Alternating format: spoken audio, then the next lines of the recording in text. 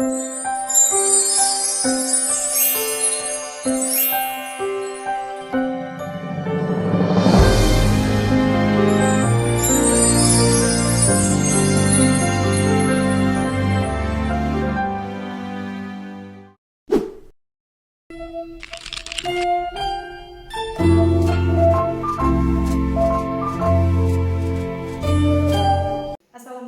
warahmatullahi wabarakatuh. Perkenalkan, saya Novida Ismi Aziza, calon guru penggerak angkatan 10 Kabupaten Lumajang.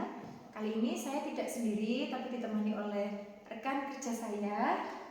Nama saya Marga Kusuma, guru PAI di SMP Negeri 2 Pasir Jambi.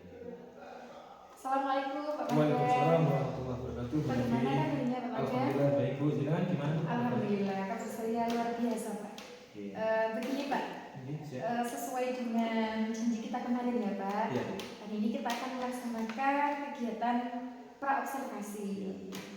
Kegiatan praobservasi ini Pak, saya bertujuan untuk mengetahui tujuan pembelajaran apa saja yang akan Bapak terapkan ke siswa, kemudian juga area yang akan dikembangkan oleh Pak Marga, kemudian juga strategi apa yang akan Bapak pakai, gitu Pak. Siap ya Pak? Siap. Nah, tujuan praobservasi ini juga supaya nanti Pak Marga lebih percaya diri lagi Pak dalam melaksanakan kegiatan di kelas serta lebih bagus lagi.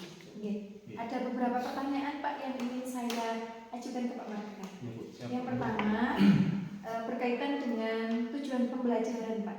Nah, kira-kira ini apa tujuan pembelajaran yang akan murid capai dalam pembelajaran besok ini Pak? Siap Bu, terima kasih pertanyaannya. Mengenai tujuan pembelajaran yang akan saya lakukan Bu, kebetulan di bab 1 itu materinya tentang hukum tajwid. Hukum tajwid ya. Tujuan saya adalah memberikan kemudahan kepada siswa untuk memahami bacaan hukum tajwid alif lam samsiah dan alif lam qamariyah itu. Dengan tujuan itu maka anak-anak nanti bisa lebih paham dan lebih mudah untuk memahami hukum tajwid. Biasanya anak-anak memang susah paham. Kemudian ketika dijelaskan anak-anak seakan-akan paham, tapi ketika diberi contoh-contoh soal itu anak-anak juga bingung lagi. Jadi tujuannya memberikan kemudahan agar anak-anak itu dapat memahami dengan sebaik-baiknya dalam materi ilmu tajwid. Berarti tujuan yang ingin dicapai anak-anak itu bisa memahami surat hukum tajwid alif lam tajwid ya Pak ya. Alif lam samsiah dan alif lam samsiah dan alif lam qamariyah. Berarti tujuannya nanti anak-anak itu bisa memahami dengan baik mengenai hukum tajwid alif lam samsiah dan alif lam qamariyah. Oke, baik. Berikutnya Pak, area pengembangan kompetensi yang ingin Bapak capai itu apa Pak? Terkait kompetensinya Pak Marga. Terkait kompetensi gurunya. Benar. Berkenaan dengan area pengembangannya. Saya melihat waktu selama ini kan saya masih berperan aktif. Jadi yang sering menjelaskan itu masih saya gitu. Sehingga anak-anak terkadang susah paham. Nah, sekarang saya mau merubah itu dengan area pengembangan saya, yaitu saya ingin memfasilitasi murid. Sehingga selama ini yang saya lakukan itu masih aktif, saya hanya memfasilitasi dan berpusat pada murid itu. Jadi sehingga murid berperan aktif. Nah, mungkin dengan cara itu anak-anak nanti biar lebih paham. Ketika saya saja yang ceramah, itu anak-anak biasanya susah paham. Seakan-akan paham gini-gini, ngangguk-ngangguk, tapi mereka terkadang ketika diberi soal atau contoh soal, nah itu mereka tidak bisa jawab. Pada area pengembangan ini saya memfokuskan pada murid, sehingga saya sebagai guru hanya memfasilitasi saja. Di samping itu nanti di samping itu nanti ketika sudah ada pertanyaan yang sulit, itu bisa dibantu oleh gurunya. Dan anak-anak nanti akan mencari dengan sendirinya apa yang sudah saya jaga itu. Jadi intinya di sini Pak Marga itu ingin mengembangkan keterampilan dalam mengajar supaya tidak berpusat pada guru gitu Pak ya. Tapi ini berubah Pak Marga itu menjadi memfasilitasi motivasi murid untuk belajar. Jadi Pak Marga ini menuntun gitu ya Pak ya. Menuntun anak-anak. Pembelajarannya berpusat pada murid. Luar biasa sekali Pak Marga. Berikutnya saya ingin mendengar penjelasan dari Bapak ini terkait rancangan pembelajaran yang nanti akan Bapak terapkan di kelas Pak. Jadi baik itu strateginya Pak, kemudian metodenya, dan juga model dan medianya Pak. Oh iya, siap. Strategi pembelajaran yang ingin Bapak terapkan apa ya Pak? Berkenaan dengan strategi ya. Iya Pak. Untuk yang akan saya lakukan nanti, saya menggunakan strategi tutor sebaya. Tutor sebaya. Tutor sebaya. Kenapa saya menggunakan strategi tutor sebaya? Karena itu belajar dari kesalahan yang kemarin saya ngajar. Ketika berpusat pada guru, saya menjelaskan ceramah A dan B ini dari A sampai Z, anak-anak seakan-akan paham, ternyata tidak memahami apa yang saya sampaikan. Nah, untuk pelajaran yang akan datang, nanti saya akan menggunakan strategi tutor sebaya. Ketika anak-anak langsung belajar dengan temennya di dalam kelas, itu kan rasa enggan, rasa malu kan sudah berkurang Bu. Itu kan dengan gurunya dibantu satu-satu, kadang anak-anak nervous. Ketika belajar dengan teman sebayanya, itu bisa lebih mudah dan bisa lebih dipahami oleh teman-teman. Untuk metodenya Bu, saya akan menggunakan metode yang pertama tanya jawab. Jadi anak-anak nanti harus ada interaksi sehingga aktif antara satu dengan yang lain. Kemudian ada diskusi. Setelah tanya jawab, itu didiskusikan dengan sebaik mungkin apa masalah-masalah apa yang belum paham dalam hal ilmu tajwid yang dipelajari. Yang terakhir adalah presentasi. Ketika sudah diskusi, itu harus dipresentasikan. Misal ada 4-5 kelompok, nah itu nanti harus presentasi perwakilan satu-satu untuk mengukur mereka benar-benar paham atau tidak. Kemudian modelnya di sini saya menggunakan problem based learning. Jadi anak-anak saya beri masalah, dan hal ini masalahnya adalah ilmu tajwid itu tadi Bu. Misalkan ada hukum alif lam samsiah. Ini apa ciri-cirinya? Jadi anak-anak nanti cari sendiri, dipecahkan sendiri dengan kelompoknya. Hukum alif lam komariah dan sebagainya. Kemudian dengan medianya, yang pertama adalah PPT. Nanti akan saya tampilkan PPT tentang materi alif lam samsiah dan komariah. Kemudian ada proyektor, LCD, dan ada buku panduan, maksudnya buku PAI-nya Bu. Buku paket. Buku panduan ya. Buku panduan atau buku paket yang sudah diberikan dari sekolah. Mungkin itu yang dapat saya jawab. Luar biasa sekali Pak. Jadi ini Pak Marga sudah mulai berpikir untuk memberdayakan anak-anak. Ya. Selama ini saya hanya ngasih ceramah pada anak-anak. Selama ini yang aktif Pak Marga. Pak aktif, ya. Terus sekarang saya mencoba Pak Marga memfasilitasi anak yang memiliki pengetahuan lebih nanti jadi tutor sebaya. Terus kemudian kalau anak-anak yang dijelaskan oleh temannya tuh tidak malu, lebih bisa paham. Terus metodenya tadi tanya jawab, diskusi, terus untuk mengetahui kemampuannya nanti ada presentasi gitu ya Pak. Dan modelnya adalah problem based learning, serta medianya ada PowerPoint, proyektor, LCD, dan buku paket. Luar biasa ya Pak Marga. Oh iya Bu, ini ada satu lagi Bu. Di awal pembelajaran biasanya ada pendidikan sosial emosional. Ada apa PSE ya Pak? PSE ada pendidikan sosial emosional. Jadi anak-anak harus tenang dulu, kita berikan sebuah video biar anak-anak fokus, pikirannya tidak kemana-mana, sehingga pelajaran yang dipelajari nanti dapat mudah dipahami. Begitu. Jadi supaya anak-anak mindfulness. Mindfulness, langsung belajar sehingga nanti itu semakin tidak karu-karuan. Kadang kan anak-anak ada yang masih kepikiran di rumah, kepikiran apa. Jadi ketika ditenangkan dulu di PSE anak-anak mungkin. Pakai teknik apa ini Pak PSE-nya Pak? Pendidikan sosial emosionalnya pakai teknik stop mungkin? Iya teknik stop. Ditampilkan di. Memang luar biasa Pak Marga. Kadang anak-anak itu jiwanya ada di kelas. Jiwanya di kelas, tapi pikirannya ada. Tidak fokus ya Pak ya. Tidak akan masuk belajar. Iya benar. Wah luar biasa nih Pak Marga. Semoga apa yang Pak Marga rencanakan itu dapat berjalan dengan maksimal ya Pak ya. Nah pertanyaan terakhir nih Pak Marga, kapan Bapak akan melaksanakan pembelajarannya itu di kelas Pak? Untuk pelaksanaan pembelajarannya Bu, saya sekarang tanggal 12 Bu ya? Tanggal 12 Agustus. Jadi besok bisa Selasa tanggal 13 ya Pak ya. Jam berapa nih Pak? 2020 jam ke-12 di kelas 7B saya. Baik, di kelas 7B. Wah, Jadi sudah bisa, besok ini ya Pak ya. bisa melihat saya ngajar di kelas 7B jam 1, 2, tanggal 13. Insya Allah nanti atau besok pagi jam ke-1, 2 saya akan hadir ke kelasnya Pak Marga ya Pak. Saya akan mengamati pelaksanaan pembelajaran yang Bapak lakukan. Jadi nanti apa saja yang Bapak lakukan, kemudian apakah area pengembangan yang Pak Marga ingin capai tadi sudah tercapai atau bagaimana.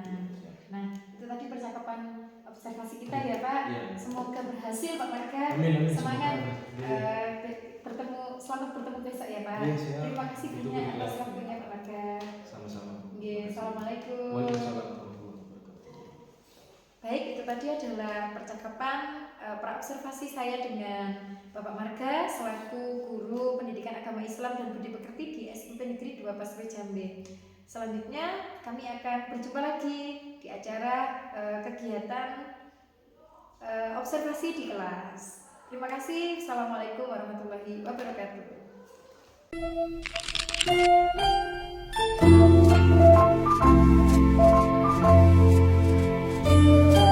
Warahmatullahi wabarakatuh. Waalaikumsalam warahmatullahi wabarakatuh.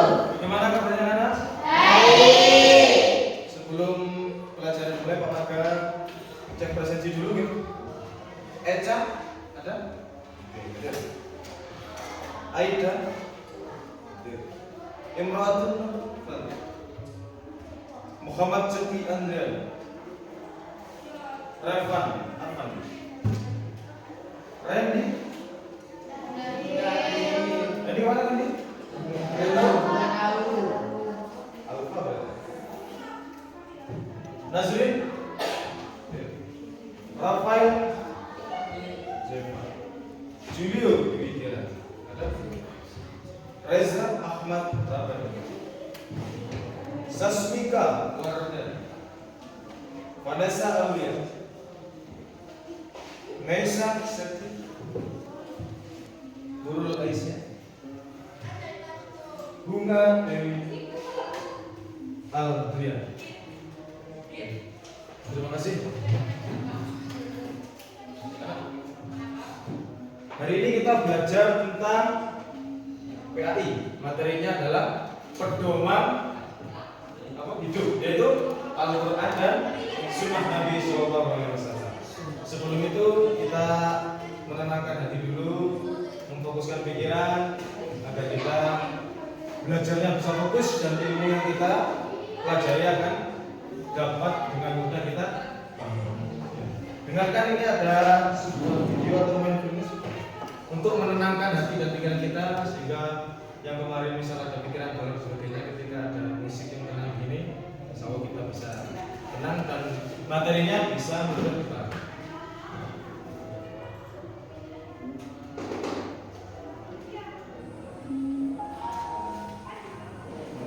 Dengarkan dan ikuti apa yang ada di sound. Mari kita stop sejenak dari kegiatan apapun yang dilakukan saat ini. Mari istirahatkan sejenak fisik dan mental selama kurang lebih 3 menit saja. Sebelum mulai, silakan Anda duduk senyaman mungkin. Anda bisa menggeser posisi tempat duduk agar menjadi lebih nyaman. Cobalah untuk duduk tidak membungkuk, tetap tegak, tetapi kedua bahu rileks.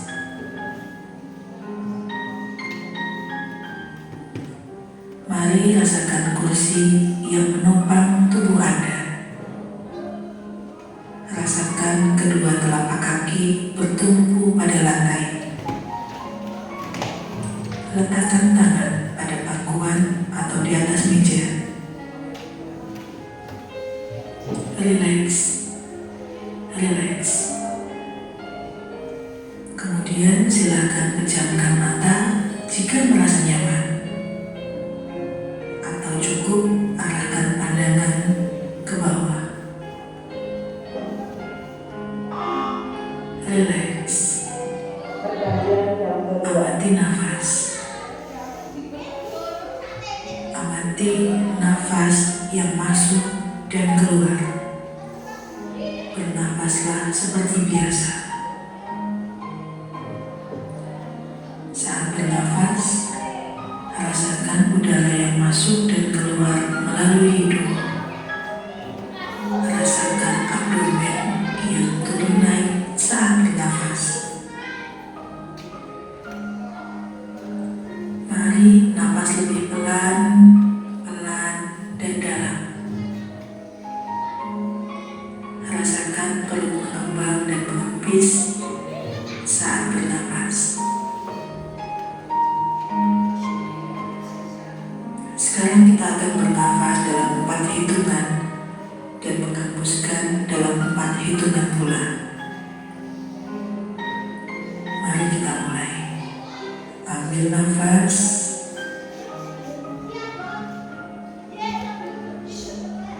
Hembuskan.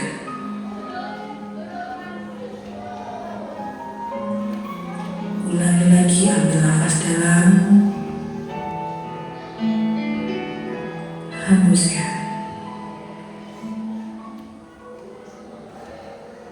Ulangi terus. Amati tubuh yang terasa lebih rileks saat mengeluarkan nafas. Mulai dari otot wajah, sekitar dahi, kelopak mata, pipi, rahang, dagu,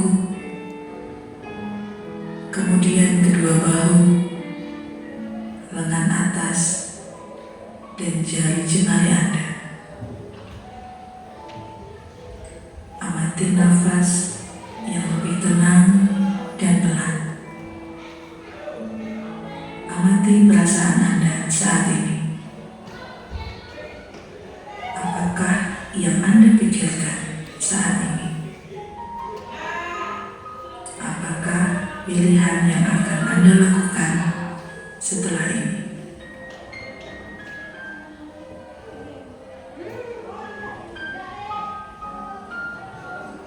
Silakan buka mata Anda perlahan. Untuk mengakhirinya, mari kita ambil nafas panjang sekali lagi dan hembuskan perlahan.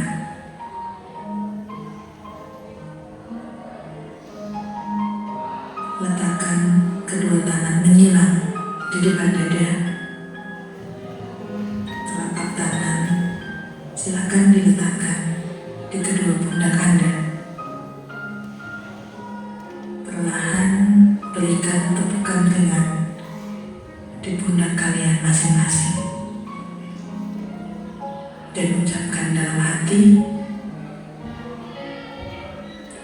terima kasih untuk diriku yang sudah berjuang sampai hari ini. Setelah ini, silakan lanjutkan kembali kegiatan Anda dengan membawa perasaan yang lebih tenang, pikiran yang lebih fokus, dan tubuh yang lebih rileks.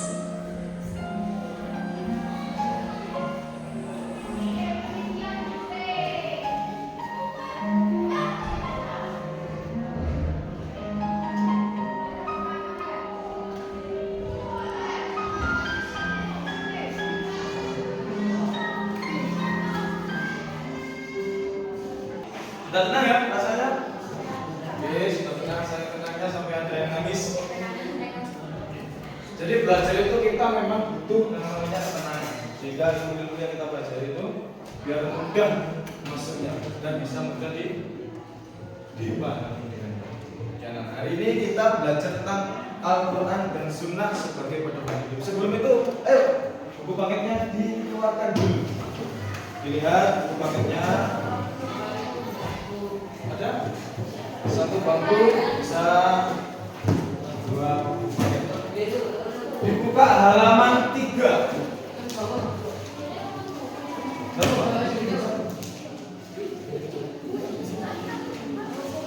Dibuka halaman 3.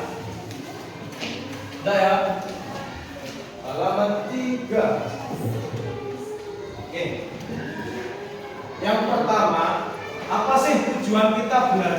Al-Quran ini? Ada yang tahu? Lapor sih belajar Al-Quran ini tujuannya apa? Ada yang tahu? Untuk bekal kita kalau sudah kembali. Oke, Kak. Ada lagi? Apa sih tujuan kita ini belajar Al-Quran ini apa? Mungkin kita orang Indonesia, orang Jawa, ngapain belajar bahasa Arab Indonesia gitu kan? Ada apa lagi? Untuk bekal kita kalau sudah agar ketika naik haji kita bisa belajar bahasa Arab. Kalau kita hafal Al-Quran nanti enak gitu. Karena kalau kita haji itu kan di sana banyak bahasa Arab. Ya, kan Allah Taala itu. Jadi kita bisa kan? Kayak fahalu itu alhamdulillah itu dari bahasa. Oke, ada lagi tujuan kita belajar bahasa Arab atau belajar Al-Quran ada?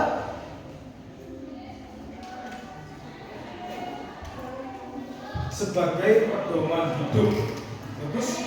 Karena Al-Quran ini adalah sumber hukum Islam yang pertama. Jadi kalau kita tidak pernah baca, maka akan tersesat. Ibarat Al-Quran ini ibarat seperti Google Map. Kalau kita tidak tahu tujuan, misal mau ke Pasro, ke daerah Magersari, misal, tapi kita tidak tahu namanya Magersari, kita buka map, Magersari, sekian, kita berangkat. Tapi kalau kita ngikuti map itu, maka kita akan sampai kepada tujuan. Begitu juga ini. Kalau kita hidup hanya mengalir saja tanpa ada pedoman, maka kita akan tersesat. Tidak tahu arahnya kemana. Paham maksudnya? Kita urusan dunia saja, mau pergi kemanapun itu butuh yang namanya pedoman. Kalau kita tidak tahu, salah satunya contoh simpelnya adalah Google Map. Apalagi kita mau menuju ke akhirat yang masanya itu panjang. 1 hari di akhirat 1000 tahun di dunia. Bayangkan, 1 hari di akhirat 1000 tahun di dunia. Kalau kita tidak punya pedoman, maka kita akan tersesat. Nah, jadi kita harus bersyukur hari ini kita beragama Islam dan kitab suci yang kita pelajari adalah Al-Quran. Jadi tujuan pembelajaran hari ini itu yang pertama agar kita mudah memahami Al-Quran. Dengan mudah memahami Al-Quran maka kita bisa membaca pedoman itu dengan baik. Terus yang kedua, setelah kita mudah membaca Al-Quran ini kan bahasa Arab. Kita orang Jawa, desain dulu deh. Tidak bisa. Kita harus memahami yang namanya ilmu tajwid sehingga kita bahasanya biar fasih. Bisa baca Bismillahirrahmanirrahim kan fasih. Qul huwallahu ahad. Allahus samad. Karena itu ada tajwidnya. Sehingga hari ini kita belajar tajwid. 2 yang kita pelajari apa? Apa? Al-Qamariyah dan anak-anak mungkin di MT atau di Esdina sudah belajar itu. Nanti kita berdalam lagi ya. Sekarang materinya Al-Quran, gitu ya. Jadi Al-Quran ini harus kita jadikan sebagai motivasi hidup. Tujuan kita belajar itu tidak ada pedoman lain yang paling benar kecuali Al-Quran. Siapapun orang Islam yang tidak pernah membaca Al-Quran dan tidak pernah mempelajarinya, maka akan tersesat. Makanya kita sebagai umat muslim yang taat kepada perintah agama berusaha untuk belajar dan membaca Al-Quran minimal setelah sholat maghrib 1 ayat atau 2 ayat saja. 1 ayat, 2 ayat boleh dengan membaca apa? Terjemahannya gitu. Kita baca 1 juz tapi hanya Arabnya, nggak akan masuk hati. Tapi kalau 2 ayat 1 ayat dibaca. Misal alif lam mim Allah tahu. Dan kalau kita bulan inilah kita ya pembeda bagi orang-orang yang bertakwa. Apa maksudnya? Oh berarti ini kitab yang beda dengan agama lain. Kemudian dilanjutkan lagi. Alladzina yu'minuna bil ghaibi, orang-orang yang beriman kepada yang gaib. Siapa yang gaib? Allah Subhanahu wa taala. Wa yuqimuna sholata, orang-orang yang mendirikan salat. Jadi anak-anak diusahakan di 15 sama sholat maghrib 1 ayat saja minimal dan dibaca artinya. Setiap hari begitu. Kalau tidak bisa jujur 1 ayat saja dan dibaca artinya, nanti akan membekas. Ya. Hati itu ibarat kertas putih gini, ini misalnya putih, ini hati. Kalau kita melakukan dosa, maka ada titik hitam di sini. Satu dosa plus hitam. Ketika dosa berkali-kali maka bintik-bintik hitam, sehingga nanti sampai hati kita sampai hitam pekat seperti batu. Kerasnya batu tidak sebanding dengan keras hati. Makanya kalau ada orang yang keras hatinya, itu susah untuk kita nasihati. Bagaimana cara kita menghilangkan ini? Dengan cara apa? Moco Al-Quran. Nanti akan berarti nanti akan. Kalau tidak percaya, rasakan bedanya, bedakan rasanya, pasti beda rasanya. Baca Al-Quran ketika kalian anak-anak misalkan ada masalah apa, baca Al-Quran. Walaupun tidak mengerti, maka akan ada kemana? Gitu ya. Itu motivasinya pertama, harus betul-betul dipahami. Paham tujuan kita belajar dari ini? Lah, terus Pak, bicara apa? Syarat, gitu, sulit dan sebagainya. Nah, tujuannya kita biar paham tentang ilmu Al-Quran sehingga kita mudah betul. Sampai sini paham? Lagi gitu ya. Jadi bekal kita hanya Al-Quran, tidak ada yang lain. Ketika kita kembali kepada Allah, amal-amal yang lain itu, tapi pembacaan Al-Quran. Oke, nanti kita akan perdalam lagi. Anak-anak, ada yang tahu apa itu Al-Quran? Al-Quran apa? Ada yang tahu? Apa itu Al-Quran? Al-Quran tulisan Arab, Al-Quran kertas, benar. Apa itu Al-Quran? Padahal sering kita tahu Al-Quran tebalnya segini gitu ya. Apa itu Al-Quran? Al-Quran adalah kitab suci. Al-Quran adalah kitab suci. Betul, sangat betul sekali. Kitab suci. Tapi lebih betul lagi kita baca kitab suci. Kitab suci orang Islam yang diturunkan kepada Nabi Muhammad SAW, terus melalui JNT, oh enggak, melalui malaikat Jibril, ya, melalui malaikat Jibril yang terdiri dari apa? Al-Quran berapa? Suratnya berapa? 114 surat, 6.666. Itu namanya Al-Quran. Paham ya? Ini. Al-Quran adalah kalam Allah, atau yang dimaksudkan kalam itu namanya firman Allah. Jadi bukan Nabi Muhammad yang ngomong, tapi firman Allah yang diturunkan kepada Nabi Muhammad melalui perantara malaikat Jibril yang terdiri dari 114 surat dan kurang lebih 6.666. Sekarang coba kembali ke buku halaman ini. Pantunnya dibaca, pantun itu dibaca, kemudian dipahami apa isi pantun itu. Ke Jakarta naik sepeda, jangan lupa untuk sarapan. Nah ini loh, ke Jakarta hanya naik sepeda tapi sarapan. Jalankan hidup bermakna, Al-Quran hadis sebagai pedoman. Dibaca lagi, ditulis apa intisarinya. Minimal 2 intisari dari pantun itu. Pantun yang dari pertama apa mas? Oke, ditulis di bukunya intisari dari pantun apa?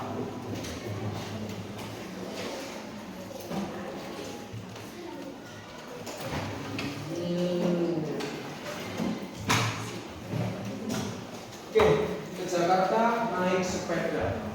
Jangan lupa untuk sarapan. Ya. Jalankan hidup bermakna, Al-Quran hadis sebagai pedoman. Maksudnya gimana ya?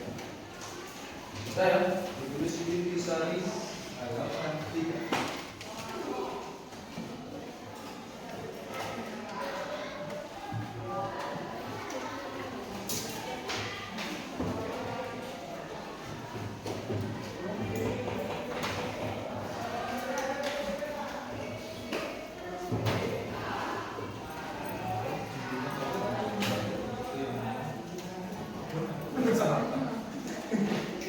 Kemana-mana butuh sarapan, sehingga kalau sarapan menjadi pedoman. Sudah? Belum. Intisari intisari. Jadi maksud dari pantun itu apa? Udah dipahami? Bisa? Coba grup atau kelompok 4. Apa intisari? Intisari itu maksudnya adalah makna dari ini. Ke Jakarta naik sepeda.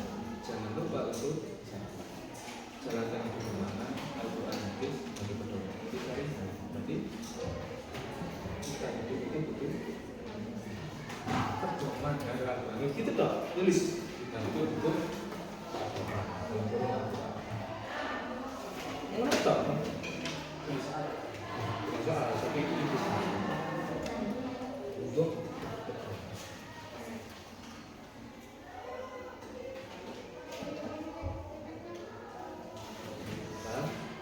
yang kedua tadi siang-siang berkeutamaan hari Minggu di rumah yang lupa doa amat nanti sebabkan kalau menikah.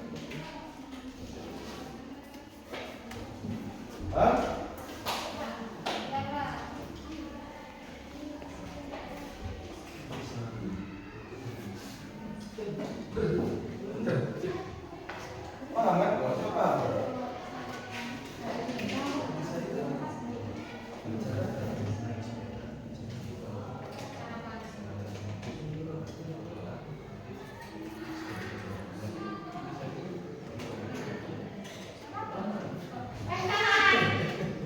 Kita itu berkata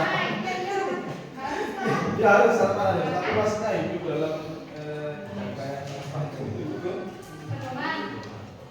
Yang kedua dipakai lagi siang-siang pergi ke taman hari Minggu. Dengan Al-Quran ini aman dengan nanti hidup.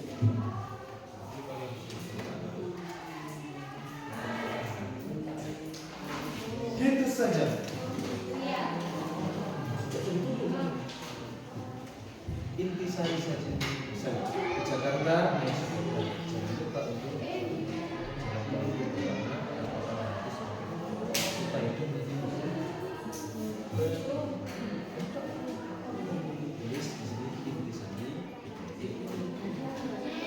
Gak usah, gak ditulis.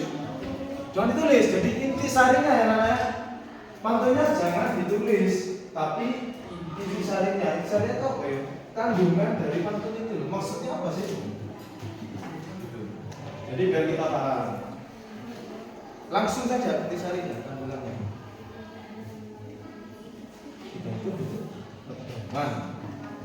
Nah, begitu berat. Paham ya? Yang kedua, siang-siang pergi ke taman.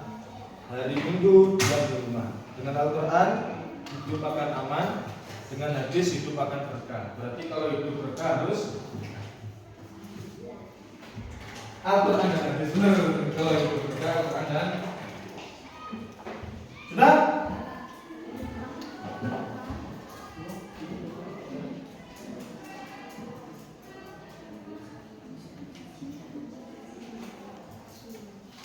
Sudah ya? Kalau sudah kita beralih ke halaman 4.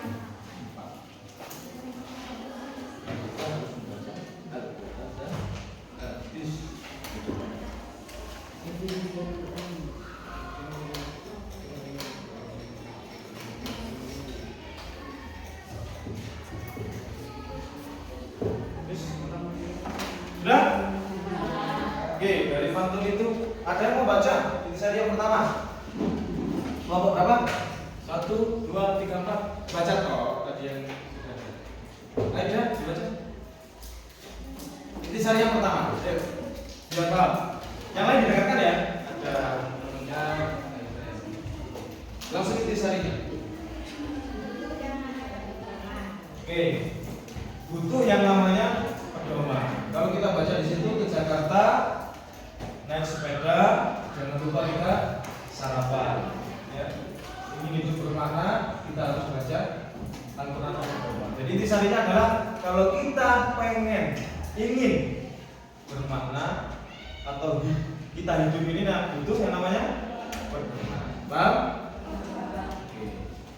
Pantun yang kedua. Revan, intisari nasa. Kalau ingin berkah membaca Al-Quran. Kalau ingin berkah membaca Al-Quran. Siang-siang pergi ke taman, dari itu diam di rumah. Kalau kita hidup ingin aman, maka kita harus baca Al-Quran dan ngaji. Oke, Revan, kita harus membaca Al-Quran. Paham ya? Dari intisari itu, dari pantun itu paham? Ada pertanyaan? Sekarang dibalik bukunya ke halaman 4. Halaman 4. Sudah? Dibaca. Ada di situ yang namanya bertafakur. Apa bertafakur? Tulis di sini. Bertafakur. Bertafakur sejenak. Bertafakur sejenak artinya kita membaca kalimat itu dulu, kemudian berpikir apa sih yang ada di kalimat itu. Ibroh atau pelajaran apa yang bisa kita ambil? Pelajaran apa yang bisa diambil? Monggo dibaca. 1 menit bisa?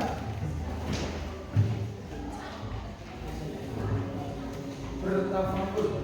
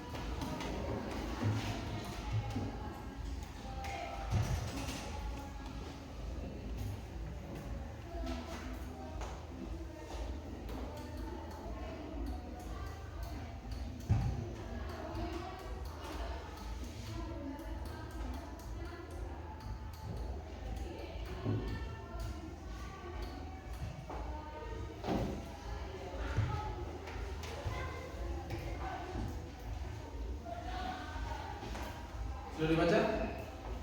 Masih proses.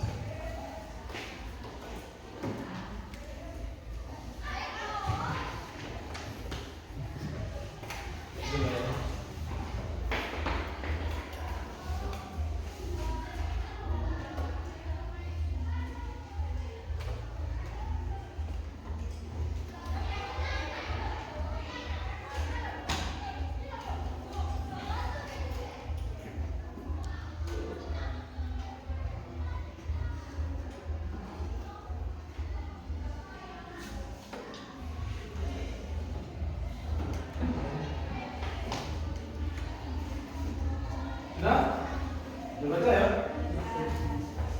Kalau sudah dibaca, berarti di situ ada kolom di halaman 5. Tulis 2 saja pertanyaan.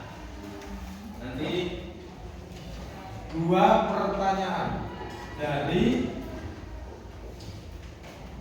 hasil membaca itu. Bebas pertanyaannya sesuai yang diinginkan anak-anak. Misal di situ contoh.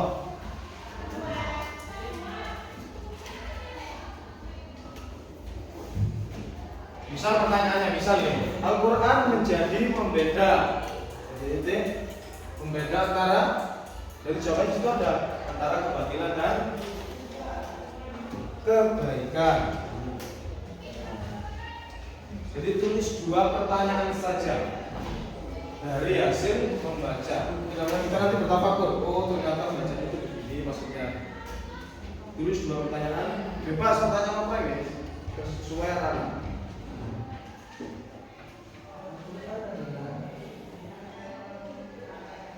Tulis 2 pertanyaan. Bebas sesuai dengan. Sudah kan?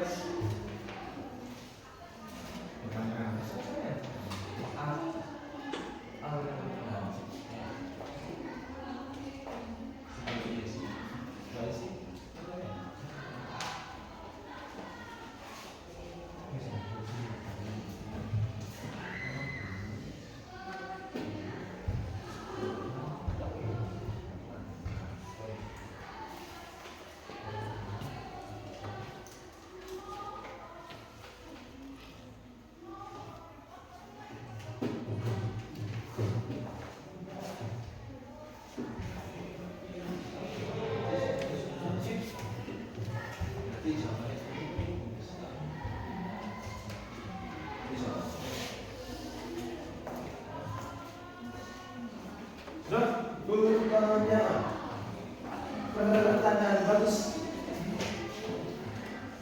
Bebas. Al-Quran dan hadis memiliki. Iya, tapi bisa juga. Jadi sebenarnya kalau kita bertafakur itu sebenarnya mencari pertanyaannya dari apa yang kita baca sudah ada. Sehingga kita nanti paham. Oh ternyata itu di sini bacaan itu begini gitu maksudnya. Seperti tadi Aida jelaskan. Berarti itu paham bahasa itu.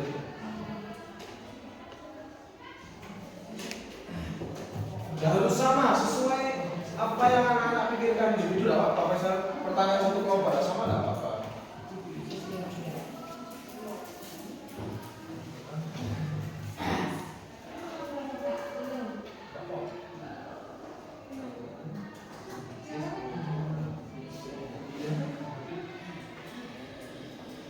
Lihat kelompok 3 masuk programnya ini.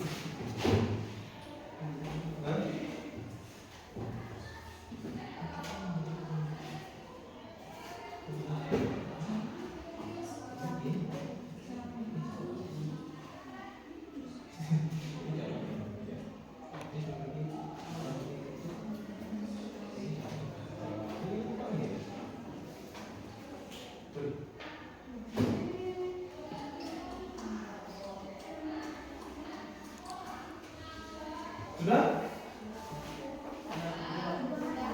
2 saja. Kalau 22 saja. 22 saja. 2 saja. Dari apa yang sudah kita bertafakur tadi.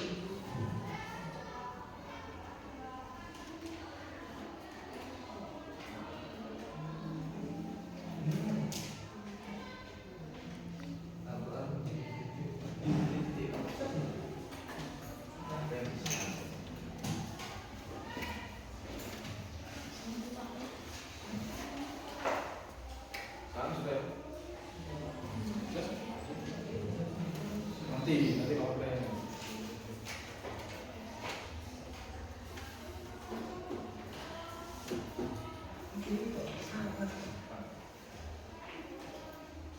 Nanti setelah pelajaran kayak ini bukunya dikumpulkan. Nanti harga nilai dari apa yang sudah dikerjakan sehingga tidak sia-sia. Makanya harus tulis ketika pelajaran harus tulis. Jadi Bapak tahu nilainya keseharian begini. Kalau untuk ulangan bisa saja. Tapi kalau untuk hari begini, harian begini Bapak tahu betul memberikan penilaian yang sesuai dengan apa yang anak-anak kerjakan. Iya.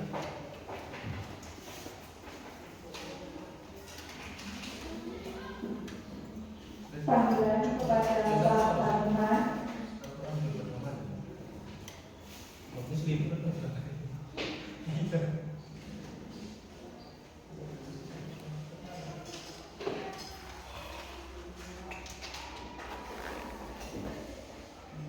Sudah ya? Sudah semua? Satu lagi.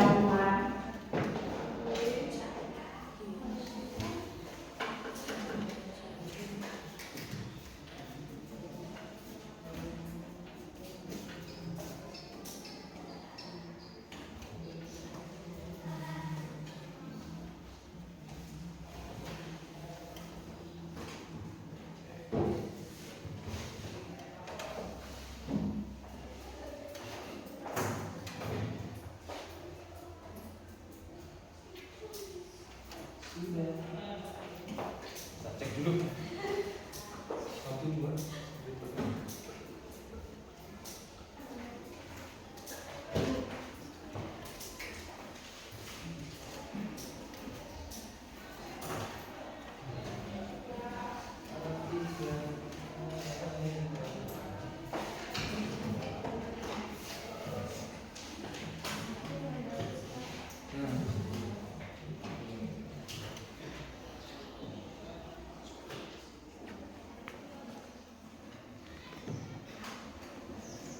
Sudah ya? Oke, sudah.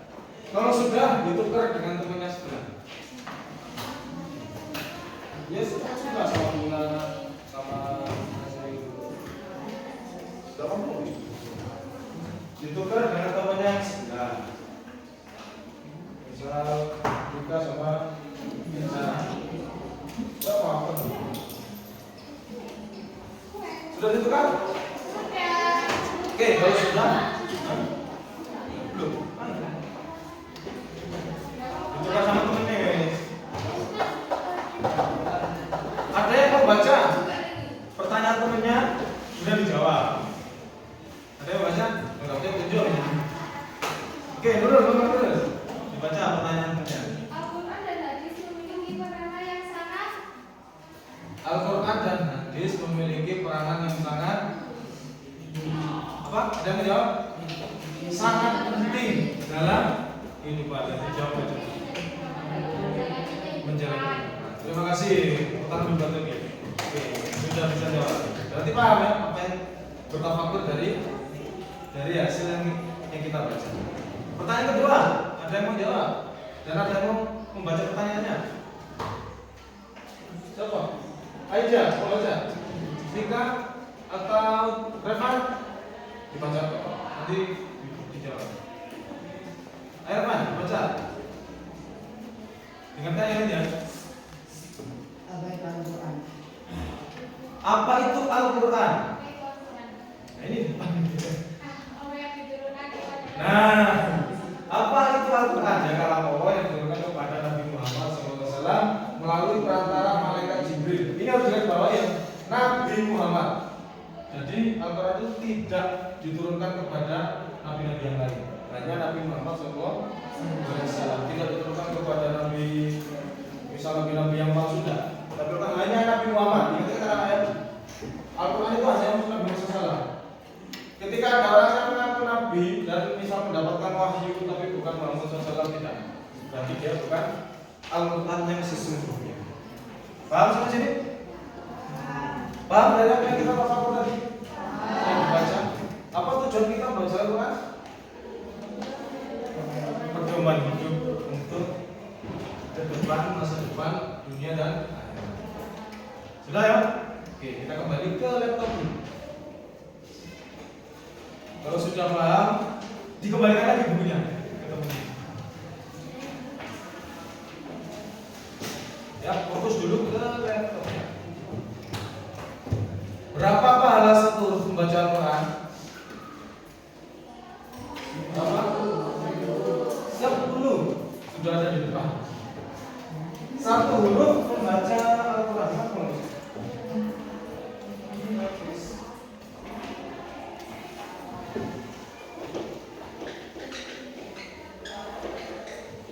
Oke, ini diperhatikan dulu. Berapa satu huruf kita membaca Al-Quran? Satu huruf Al-Quran berpahala 10 kebaikan. Jika kita membaca ayat alif lam mim, maka pahala kita adalah 30 kebaikan. Nah, jadi anak-anak, kalau anak-anak dalam baca Al-Quran, ada yang bisa menjamin hari ini kita dapat dosa? Misal, saya Pak, saya bisa jamin, saya sudah menjaga pandangan, menjaga segalanya. Ada yang menjamin? Tidak akan ada yang menjamin bahwa hari ini kita tidak bisa berbuat pasti. Tetapi kita mengeluh, itu ada yang itu tidak dosa. Kalau kita berpikir juga kepada orang yang boleh, gitu ya. Jadi tidak ada yang menjamin kita untuk mulus tanpa berdosa. Bisa. Manusia itu tempatnya salah dan lupa. Tapi orang manusia yang bijak adalah manusia yang sadar atas kesalahan dan memperbaiki dalam kebaikan kita. Oke, misal ada alif lam mim. Gini toh, 30 kita baca. Misal sekarang saya sudah bisa ya, saya bertengkar dengan Adrian. Misal apakah bertengkar? Dan sengaja karena bilang karena sudah dijengkel emosi, saya punya dosa sama Adrian karena sudah mendolimi Adrian. Saya minta maaf, oke dimaafkan sama Allah. Gitu. Kalau dosa kepada manusia, kita harus minta maaf dulu sama Adrian, kemudian minta maaf pada Allah. Oke, sudah clear. Setelah bertengkar, ya, bertengkar, maka kita minta maaf kepada yang bersangkutan, maka sudah bisa. Nah, kalau kita ini sudah nihil sudah kosong, nol lagi. Ketika Adrian memaafkan secara tulus, kemudian disambung lagi kita, ya, saya pengen bacakan Bismillahirrahmanirrahim itu sudah berapa huruf? Alif lam mim. Maka kebaikan itu akan masuk ke dalam catatan amal kita, gitu ya. Anak-anak kan sudah paham, ya dulu. Ada 2 malaikat yang selalu mengiringi dan selalu mengikuti kita. Siapa namanya? Siapa namanya? Ada malaikat yang selalu mengikuti kita. Rokib dan Atid. Nah, Rokib itu pencatat amal baik. Amal baik, Atid pencatat buruk. Jadi kita tidak bisa terselipkan sedikit pun. Tidak bisa. Karena Rokib Atid ini tidak seperti manusia. Tidak seperti manusia itu bisa punya laptop yang paling bagus di dunia.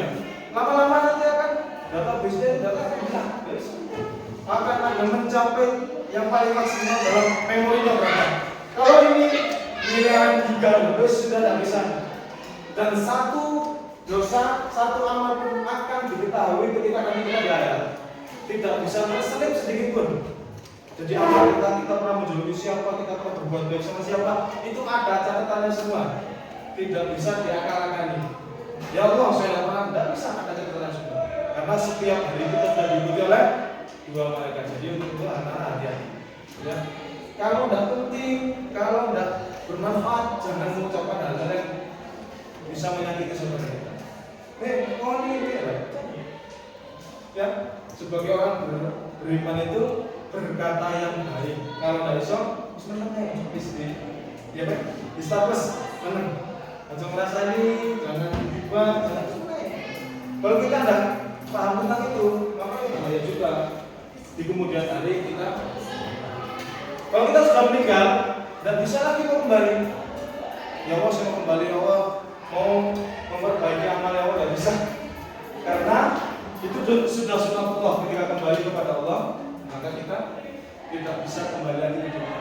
Tidak bisa memperbaiki amal. Mumpung hari ini, ayo kita berubah, pelajaran, agar kita menjadi orang yang baik. Apa sih tujuan kita hidup? Kita tahu lagi ya. Tujuan kita akan kembali kepada Allah. Apapun yang baik di dunia kerjakan, yang kurang baik berusaha untuk meninggalkan. Paham? Oke. Itu ya, 1 hurufnya 10. Anak-anak kalau muales di rumah setelah baca Bismillahirrahmanirrahim, Nun, Sadaqallahul sudah keempat. Gitu. Jadi sakit enak banget kalau kita tidak baca Al-Quran. Oke, lanjut ke slide berikutnya. Langsung ke sini. 1 hurufnya 10. Detail mana? Nanti harus dipraktekkan. Apa keistimewaan membaca Al-Quran? Dibaca yang pertama.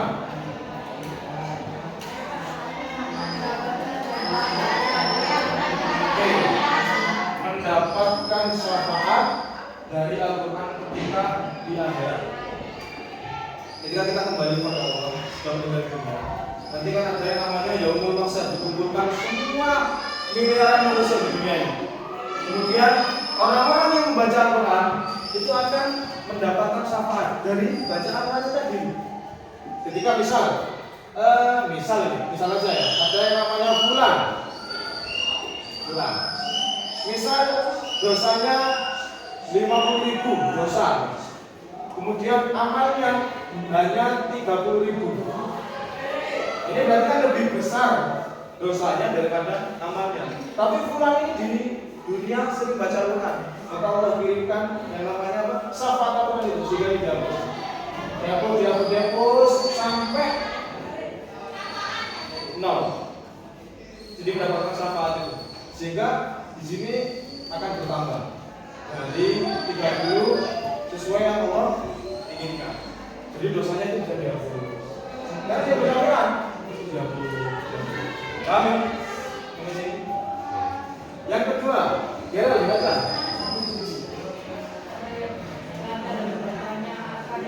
Orang yang lancar membacanya akan ditinggikan derajatnya. Anak-anak, hari ini guys, ya hari ini guys dalam kehidupan nyata. Ketika orang sudah hafal Quran, sudah membacakan dengan baik, coba di masyarakat akan digunakan dan bermanfaat. Ketika kita ada tetangga atau saudara yang meninggal dunia, yang dibutuhkan orangnya bisa baca Quran, sehingga kita bermanfaat. Derajatnya akan ditinggikan oleh Allah, dihormati, gitu ya, disuruh mendoakan orang yang meninggal. Kemudian apa lagi? Ketika ada acara-acara akan digunakan sehingga kita itu bermanfaat, gitu ya. Jadi anak-anak mumpung masih dalam apa? Tingkat yang pertama, sekolah menengah pertama di SMP, sehingga ayo coba belajar lagi Al-Quran. Ketika sore minggu sholat di rumahnya ada masjid, ya walaupun tidak setiap hari, mungkin seminggu berapa kali, tapi tetap ngaji. Biasanya anak-anak dari kecil sampai SD ngaji, ketika sudah SMP SMA sudah ngaji lagi. Nah, ketika di kuliah nanti anak-anak ada yang namanya mata pelajaran ini ada, walaupun jurusannya apapun, itu biasanya ada di semester 1, 2 itu ada pembekalan tentang pelajaran agama. Kecuali lagi, aku lupa dia cuma di Sulaiman baca nanti tentang Muhammad ya gitu. Jadi harus betul dibaca dengan kontinu. Yang keempat, tidak akan tersesat selamanya. Yang namanya Al-Quran adalah pedoman, kalau kita baca tidak akan tersesat selamanya. Seperti yang Pak Mas gambaran tadi, Google Map. Anak-anak nggak tahu Surabaya, hari ini gampang. Surabaya, Jalan Mawar, bisa nomor berapa? Klik langsung ke sana. Belok kanan, belok kiri. Tujuan Anda, tidak bisa. Kita ada ini hanya urusan dunia. Luarnya begitu, apalagi urusan akhirat. Jadi itu yang namanya. Yang ke berapa ya? 4. Coki, baca. Yang keempat. Mendapatkan rahmat. Apa itu rahmat sih? Rahmat. Apa rahmatnya? Rahmat. Mendapatkan rahmat. Apa? Mendapatkan rahmat. Rahmat itu bahasa rahmat. Apa bahasa rahmat? Ketenangan, kemudian ketenangan hati, kemudian kebaikan. Mendapat rahmat Allah ini kita mendapatkan kebaikan dari Allah Subhanahu Wa Taala. Kesehatan kita baik, pikiran kita tenang, tidak ada masalah, gitu. Semuanya itu. Jadi orang yang baca keistimewaan baca Quran itu banyak sekali. Salah satunya adalah rahmat dari Allah. Kalau kita dapat rahmat, walaupun kita sekaya apapun kita biar tidak tenang, ya kan? Mikirkan ini, mikirkan itu, mikirkan proyek di sana, kuat hidup ini. Tapi kalau kita mendapatkan rahmat dari Allah, ketenangan, yang paling penting ketenangan. Nanti sudah tenang, kita melakukan tugas-tugas dilakukan dengan baik. Terakhir adalah sebagai penyembuh penyakit. Ada ustaz-ustaz yang bisa meruqyah, bisa disebutnya. Misal ada orang yang kerasukan jin iblis, itu bisa diruqyah dengan, tapi tidak semua orang. Ini hanya orang-orang yang punya kedekatan kepada Allah yang sangat. Kalau orang juga mungkin tidak bisa.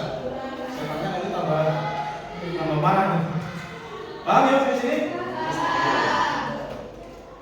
Nah, sekarang sunnah. Apa itu sunnah?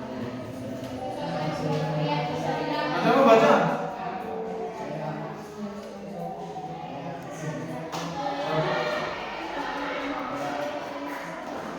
Baik, ucapan.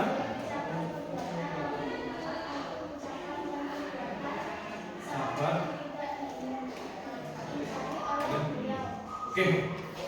Sunnah adalah sesuatu yang diriwayatkan dari Nabi sudah pemarga terbalik dan sudah pemarga kasih underline garis bawah yang diriwayatkan kepada Nabi Muhammad selain Nabi Muhammad bukan sunnah.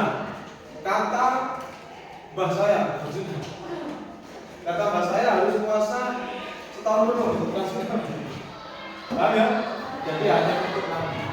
Baik ucapan Nabi, perbuatan Nabi atau yang disetujui Nabi. Paham ini sudah? Lanjut.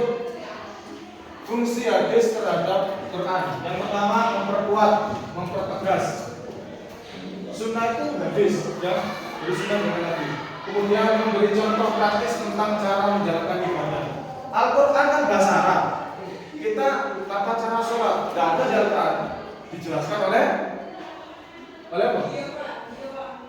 Oleh hadis, Nabi Sallallahu Alaihi Wasallam. Paham sampai sini? Fungsinya memperjelas Al-Quran, memperkuat dan menjelaskan atau memberi contoh praktis dalam Al-Quran yang tidak ada rincian hukumnya. Paham? Ada pertanyaan? Lanjut. Dipahami. Hadis kumpulan ucapan sunnah suatu yang disampaikan oleh Nabi, maka kisah yang dikumpulkan oleh para pengikut Nabi, asar kisah yang dikumpulkan oleh generasi.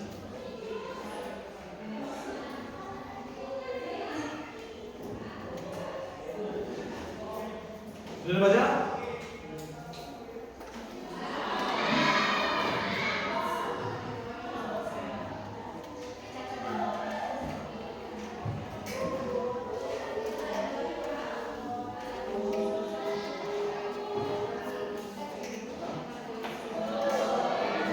Mau ditulis? Di buku ada ya? Udah ya?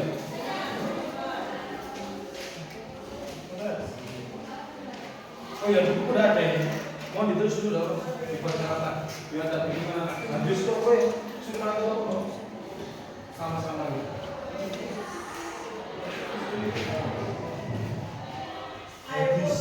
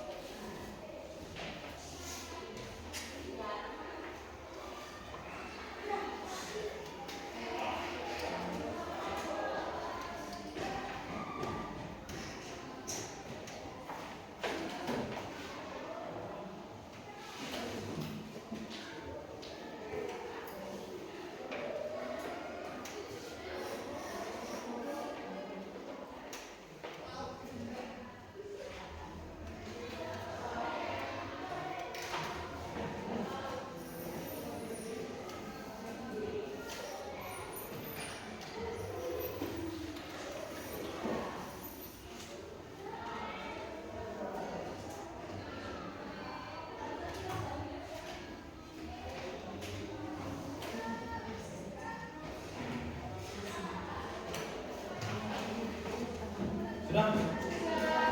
Sudah.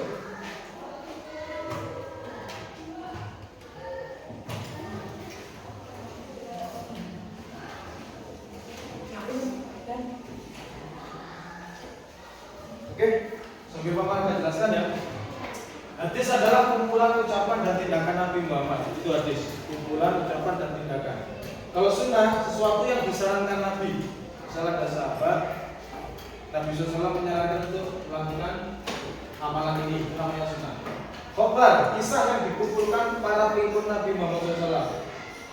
Para sahabat dan para tabi'in, itu namanya khobar.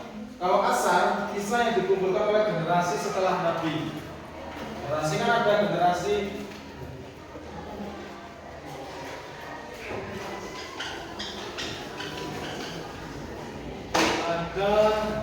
Islam, masa Nabi Muhammad SAW dan sahabat. Ini masanya, masa Nabi Muhammad dan sahabat. Kemudian masa tabi'in. Tabi'in ini orang yang tidak sejaman dengan Nabi, dalam tanda kurung soleh yang tidak sejaman dengan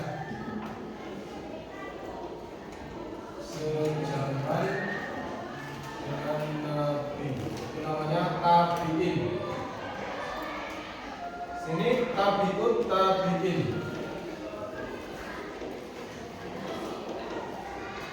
Atau mengikuti tabi'in.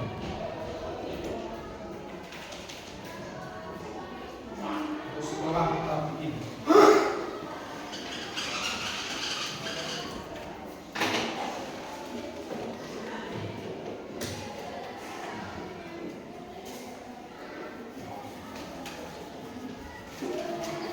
Ini ya, ada 3 masa.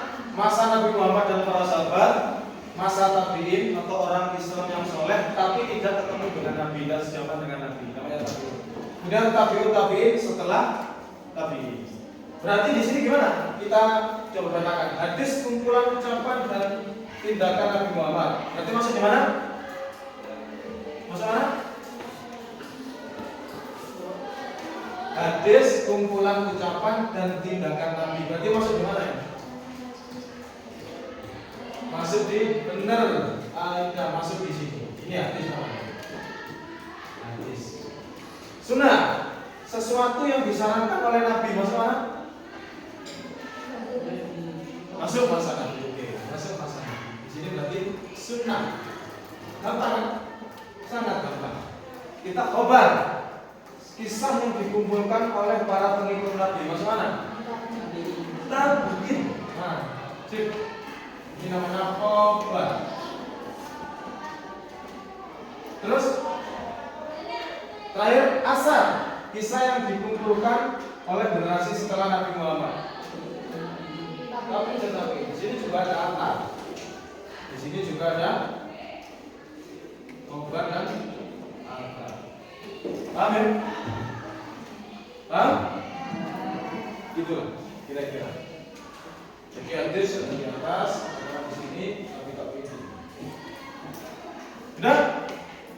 Kalau sudah, kita langsung beralih ke sini. Beralih ke rukun tajwid. Ada yang tahu apa itu alif lam qamariyah? Di SD tadi? Berapa? Alif lam qamariyah, alif lam syamsiyah. Nanti Pak Magang kasih buku sama untuk anak-anak mencari dengan kelompoknya. Sini sudah ada apa itu alif lam qamariyah dan alif lam syamsiyah. Mencarinya gimana? Mencarinya hanya mencari di ayat ini. Di bukunya halaman An-Nisa ayat 59.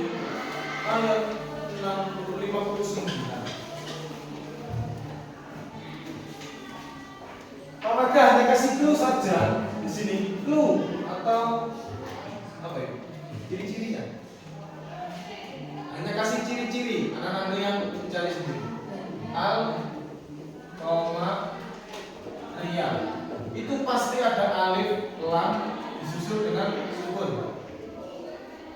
kalau dibaca begini, alif lam dan sukun. Ketika al asyamsiyah pasti ada alif lam disusul dengan tasdid. Dan sekarang dicari, dibuka bukunya halaman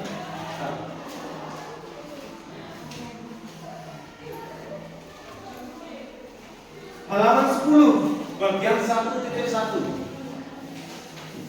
di juz amal juga ada. Kalau mau mencari halaman 10 dicari, dikerjakan, nanti diskusi dengan kelompoknya, kemudian ada presentasi apa yang berhasil didiskusikan.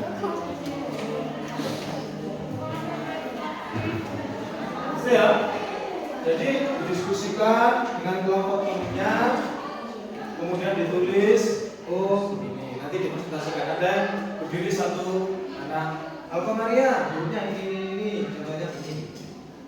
Juga ada semua. Jadi juga ada. Tinggal memindahkan saja. Ya, benar? Berapa menit? 2 jam kok contohnya. Berapa menit? Bisa selesai 2 menit?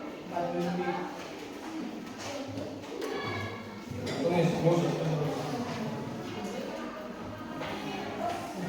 Tidak apa-apa, pakai buku tidak apa-apa. Biar anak paham. Kalau mencari sendiri, ini ternyata begini. Nanti Pak Warga jelaskan dengan hasil yang sudah didiskusikan dan dipresentasikan.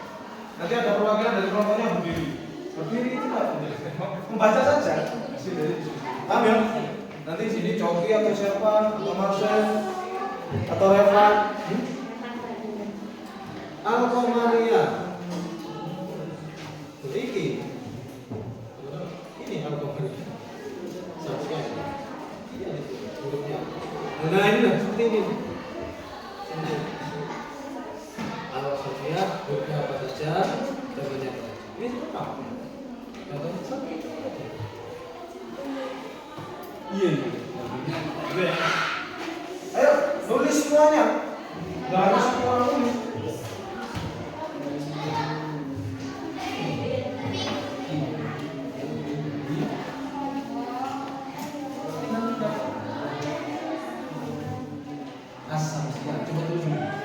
Jadi mengajunya pada 1.1 halaman 10 itu anak-anak harus mengacu ke sana halaman 10 bagian 1.1.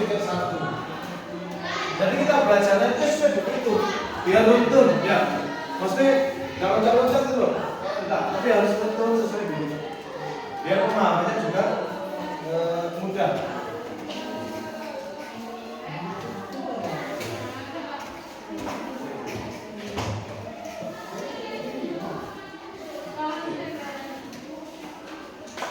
Ini tak tulis di depan biar semakin jelas.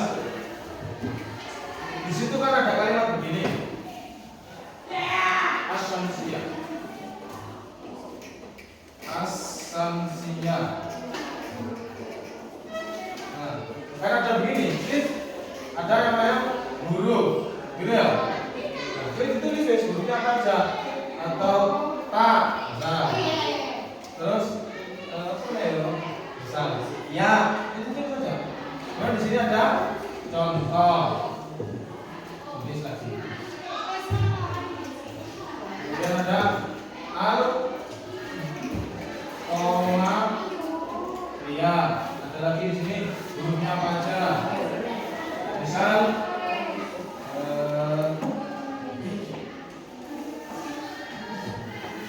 al-zalzalza. Kemudian di sini ada contoh. Terus diisi. Orang ada kasih tahu dulu biar anak-anak mencari hurufnya apa sih. Kurang lebih hurufnya berapa itu? 14 atau berapa? Nah.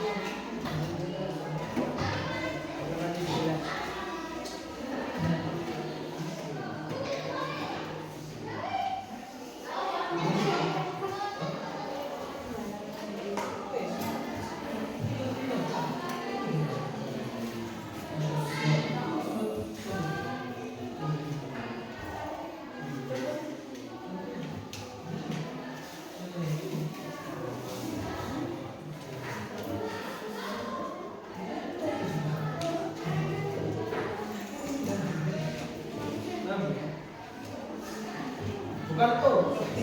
Tapi ada yang sama sih ya. Contoh. Ini atas contoh kan.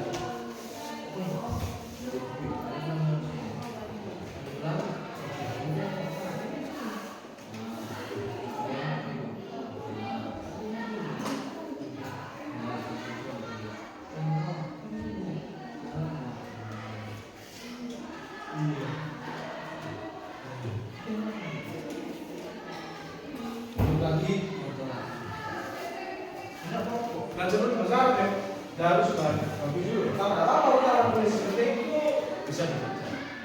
Nah, seperti ini kak. Sebenarnya anak-anak membaca bukunya dan sendiri tinggal bisa sebenarnya. Tapi memang harus butuh perjuangan. Contoh, tinggal.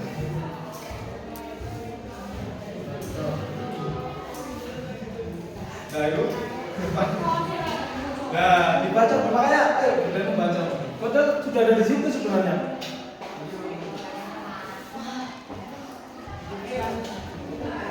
Ini di sini aku juga coba. Halaman, mata halaman 10. Ini ya, terus yang ini. Nah, gitu.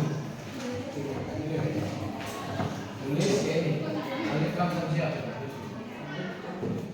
Nah, itu maksudnya alif lam samsiah. Lam samsiah. Itu loh ya, kalau terus.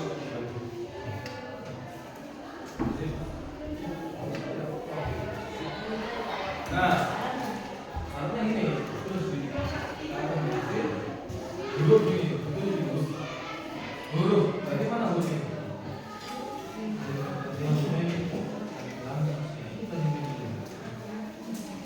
Nah, gitu. Gampang berarti. Posisi ta.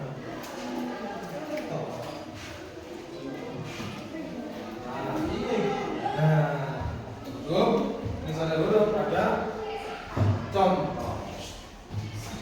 Sip salah apa benar? Assalam, betul. Sip. Sangat gampang. Tenang, guys, saja fokus. Ya, untuk wal yang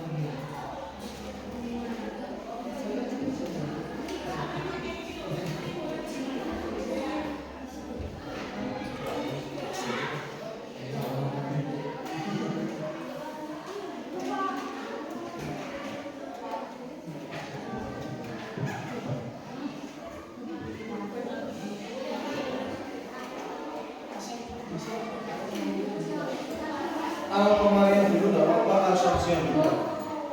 Sambil belajar tulis Arab ya, enggak apa-apa, enggak bisa, enggak apa kalau bisa. Contoh. Ini, enggak bisa tulis. Bawah.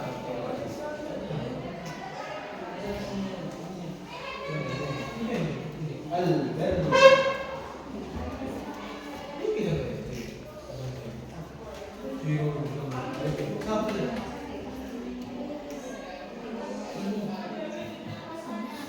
berarti apa itu? Bacaan ya. Ini sama.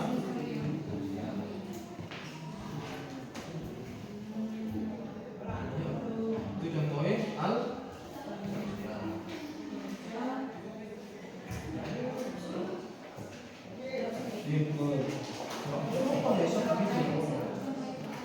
Yang penting jelas.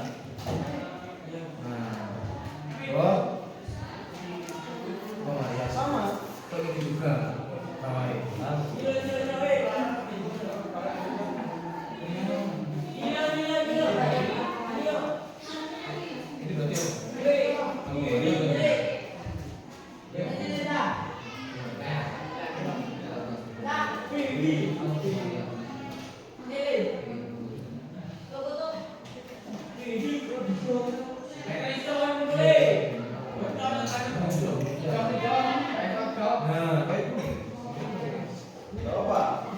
berarti belajar nulis Arab.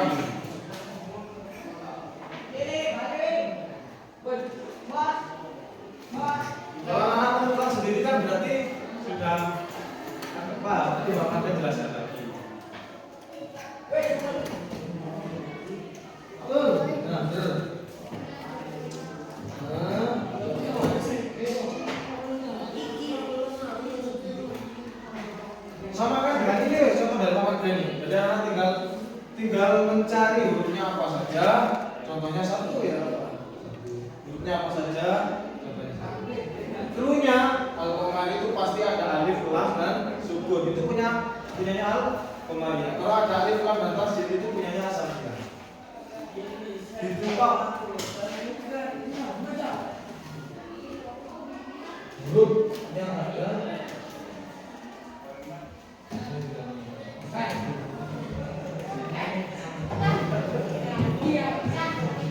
kita cek dulu. Pak Marda sambil keliling jadi sampai mananya.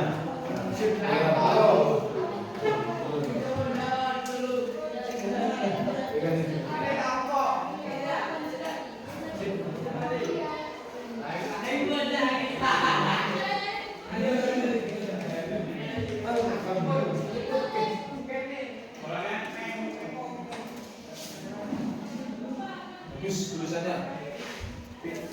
Sendiri, ada berapa dia?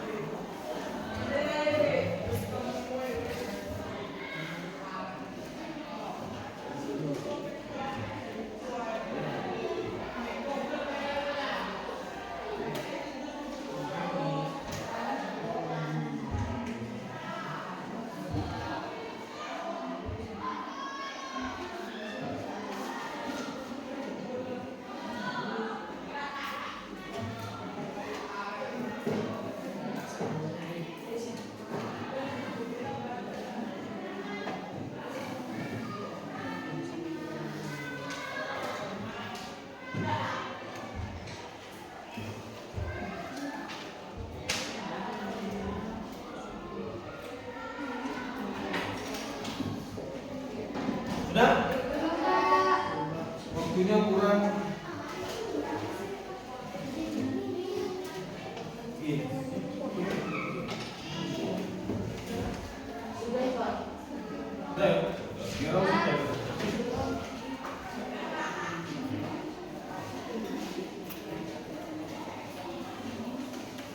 Hasil diskusinya. Ya.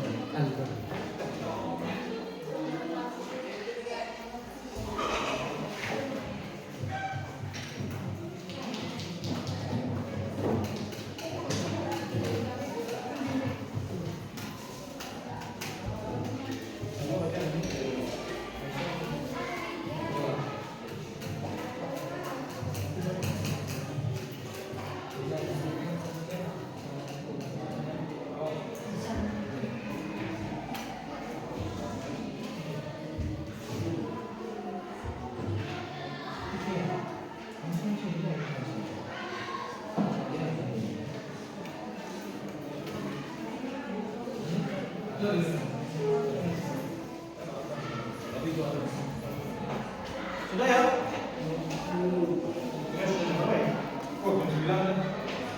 Nanti ada yang baca satu perwakilan dari kelompoknya hasil dari didiskusikan tadi, kemudian dengan yang lain. Nanti sambil kita tulis. Oke, di depan. Ketika Ketika dia baca, kemudian Pak Marga tulis di depan.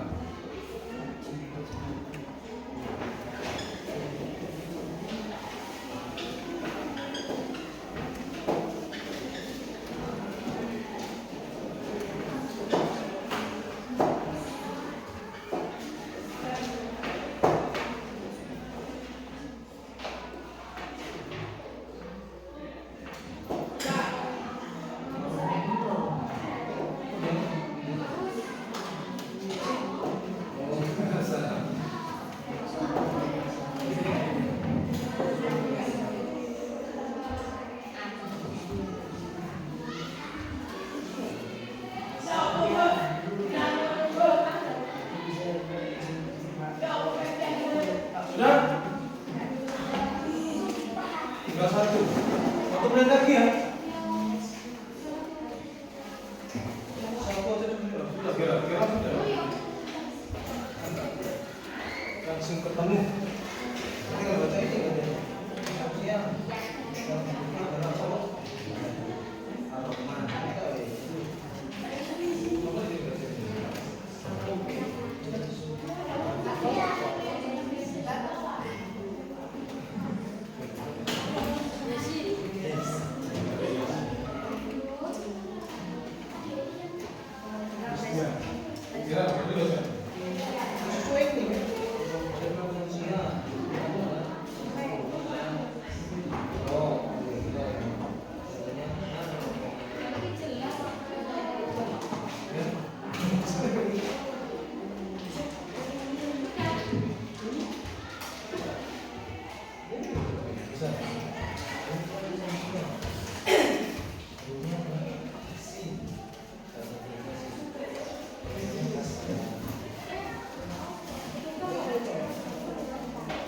Sudah ya? Oke, kalau sudah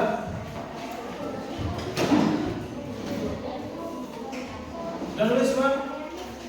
Kelompok 34. Kalau sudah perwakilan ini aja dari kelompok 2. Coba baca. Kelompok 2 coba.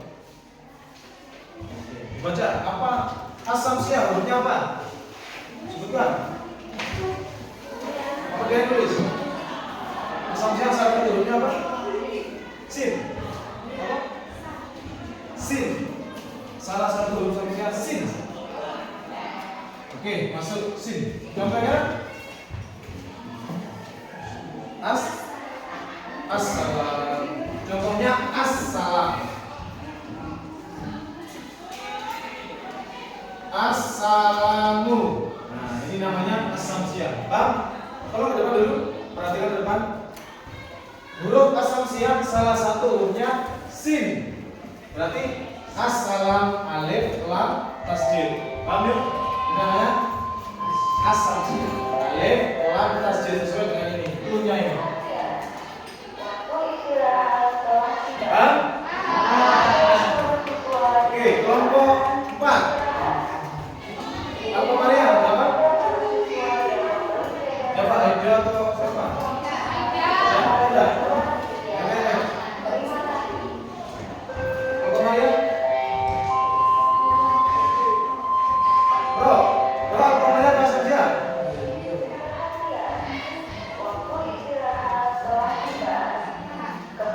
Ha. Oke, hurufnya ha. Sip, ha ini ya. Contohnya alhamdu. Terus besar.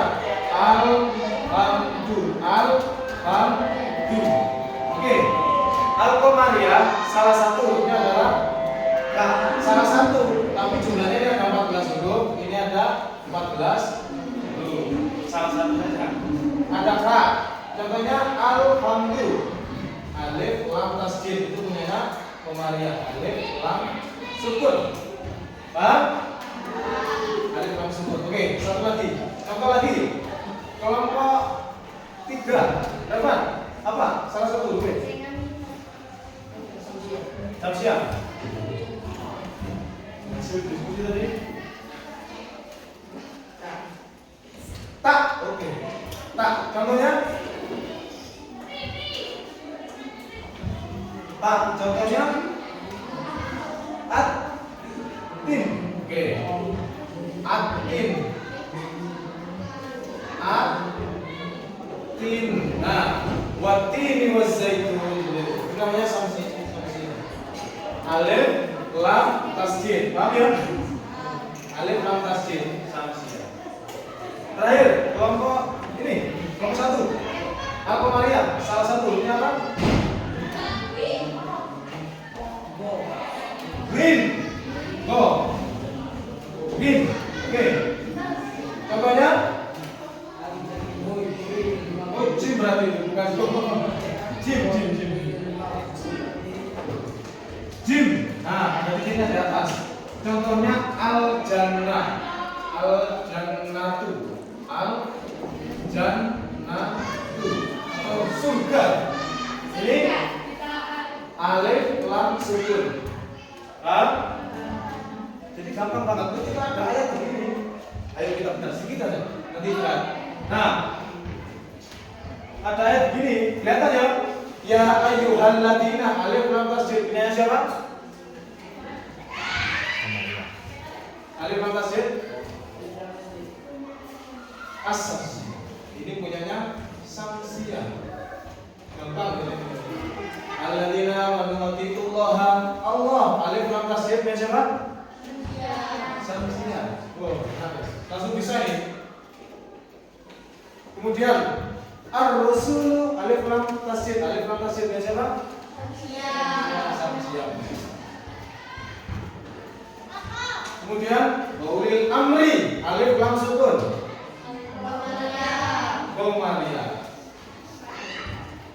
Komaria. Minkum fa in tanazzatum fi syai'in farudduhu ila Allah. Ya siapa? Samsiah. Tinggal berdoa ya. Ketika ada paham. Samsiah. War rasul Samsiah. In kuntum tu'minuna billahi wal yaumi. Nah ini alif lam sukun ya siapa?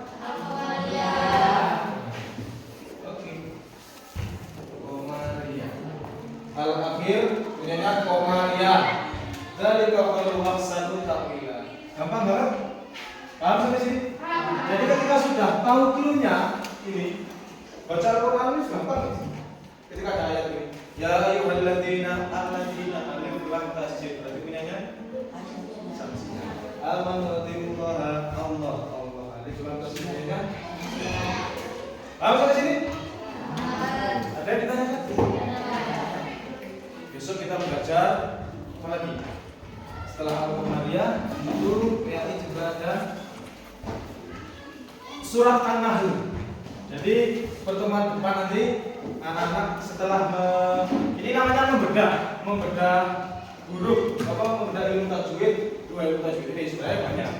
Besok di pertemuan selanjutnya kita akan membedah satu persatu artinya. Ya ayyuhal wahai alladzina orang-orang amanu beriman. Gitu ya. Nah, ini kita sudah bedah 2 ilmu tajwid, Samsiah dan ingat kalau alif lam tasjid Samsiah, alif lam sukun. Besok kita beralih untuk membedah artinya di pertemuan. Ada pertanyaan? Ada jawaban? Gimana paham ya? Marcel? Untuk kepahamannya nanti minggu depan ada berita dulu sebelum masuk. Ini kalau dari soal 5 kita dijawab. Gitu ya? Oke, makasih. Itu saja yang bisa kami sampaikan. Semoga ada manfaatnya. Kalau ada kekurangan, mohon maaf. Kalau ada ketidakjelasan yang menjelaskan, mohon maaf. Semoga di kemudian hari anak bisa lancar ibadah. Assalamualaikum warahmatullahi wabarakatuh. Waalaikumsalam warahmatullahi wabarakatuh.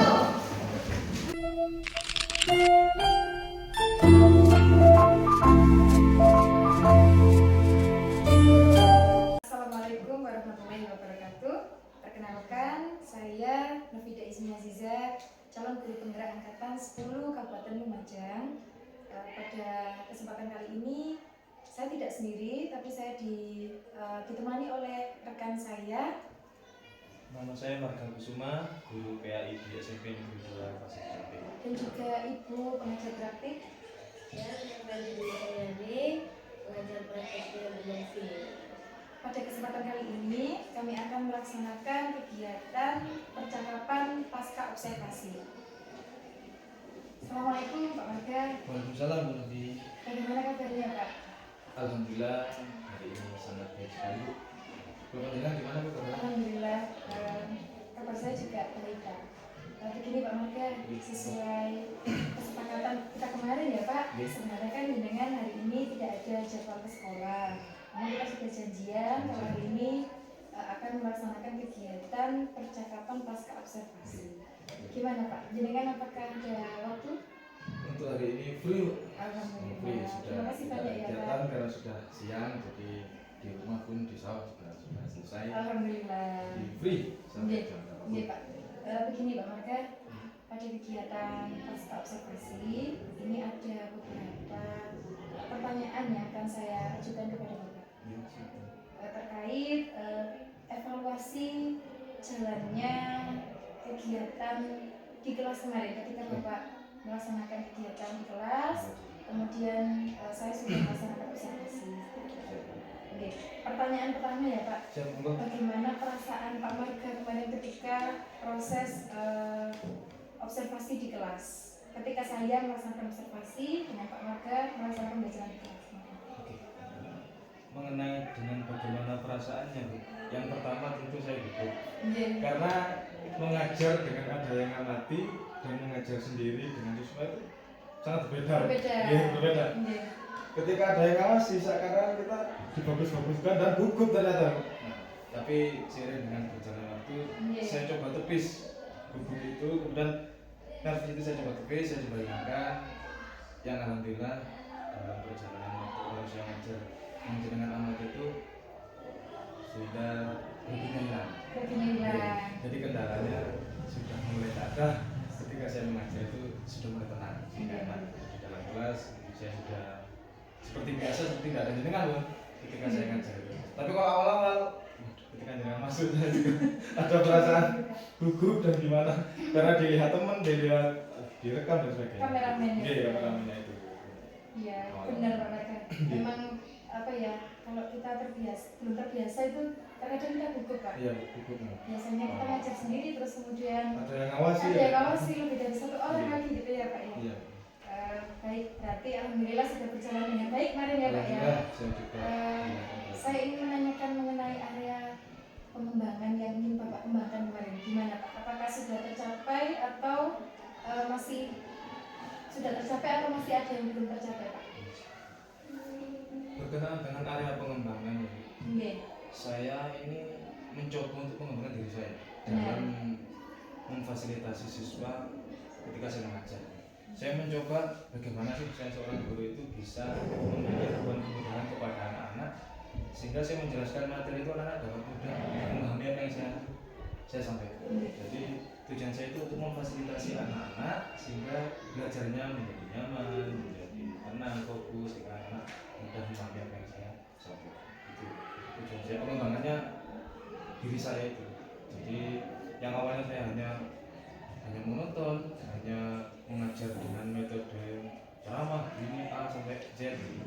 Itu pertama anak-anak fokus, tapi ketika dapat 1,5 jam anak sudah mulai bosan. Nah, saya mencoba di sini untuk mengembangkan diri saya sehingga pembelajarannya itu saya ubah ke fokus pada murid. Fokus pada murid ya Pak ya.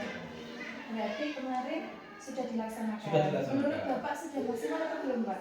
Kalau menurut yang saya amati kemarin dan yang saya lakukan itu ya belum maksimal, masih ada perbaikan dan ada kendala. Yang pertama, sehingga harus ada perbaikan dan ada tekad untuk mencari solusi lagi sehingga anak belajar di kelas itu lebih nyaman dan lebih memahami apa yang saya sampaikan. Luar biasa Pak. Menurut Pak Marga ya Pak ya, apa Pak kendala yang Bapak alami kemarin itu? Bisa diceritakan Pak? Untuk kendala ya, ketika saya kemarin mengajar dengan metode itu, maksudnya dengan metode yang saya gunakan itu, yang pertama anak-anak masih sulit untuk menentukan pendapat kemarin itu. Jadi ketika saya tanya, ini apa namanya anak? hukum ini apa? Nah itu yang jawab ya hanya itu saja. Jadi misal di dalam kelas itu 20 orang, 20 siswa, dia aktif paling sekitar 3 sampai 4 anak. Sehingga berarti kan apa yang saya lakukan belum maksimal berarti.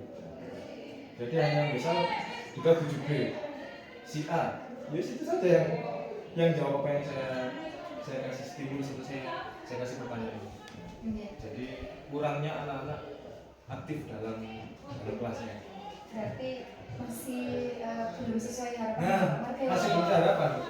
Harusnya ya jawab itu semua kami semuanya jawab. iya di sini Ini jawab masih tapi ini masih beberapa segelintir anak saja. Iya, Gitu. gitu Pak. Nah ini apa Pak? Kira-kira apa yang akan Bapak lakukan untuk mengatasi hal tersebut rencananya? Rencana ke depan. Iya. Saya untuk pertemuan selanjutnya nanti akan menggunakan metode tutur sebaya.